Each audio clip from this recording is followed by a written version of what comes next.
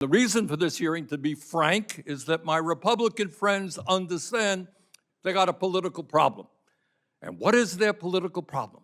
Their political problem is that all over America today, people on the Affordable Care Act are opening up packages coming from the insurance companies, and guess what? Their premiums on average are doubling, in some cases in my state, tripling or quadrupling. And if I'm a Republican, frankly, I don't want to go back to my district and explain to people why their ACA premiums are doubling or tripling. So, Mr. Chairman, yes, the current system is broken. Yes, we need to create a new system. But unfortunately, we aren't going to do it in 2 weeks. You're not going to undo the current American healthcare system. So what should we do? Well, what common sense would suggest, okay, you got a broken system, but you and I think, agree, you don't want to see people seeing a doubling in their premiums. So let us extend the current ACA tax credits for at least another year, 2 years, 3 years, while in fact, and I'd love to work with you on this, in this committee, we tackle the real issues.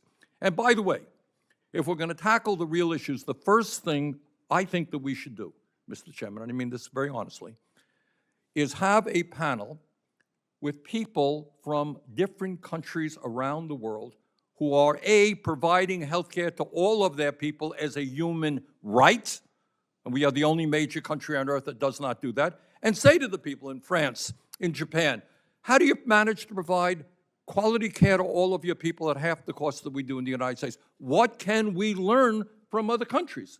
I think that would be the first approach, and we can argue from there. But anyhow, I think the immediate task is to, as bad as the current system is, we don't want to see a doubling, tripling of premiums.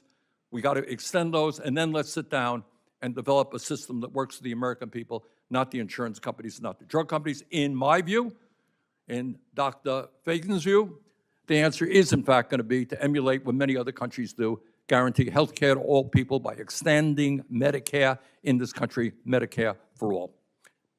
The reason people are uninsured is because they have $6,000 deductibles. As a doctor, I know that was a barrier to care. That is the status quo. We can change that status quo for next year. Can you change? I don't want people to be underinsured. All right, can you change that status quo and make sure with you, like every other country does, and guarantee health care to all people with virtually no out-of-pocket expense? So if there's going to be a big idea, that will not happen by January 1, Right. 2026. It is something we can consider for 2027 or beyond. But I'm focused on 2026 because that's where the immediate need is. And if that's what we're going to do, let's extend tax credits, and then let's have that discussion. So people remain underinsured. Your program is not going to guarantee health insurance to all people. We will not accept that. We will not accept the doubling of premiums. Good. Then maybe we can have common ground. That's the common ground.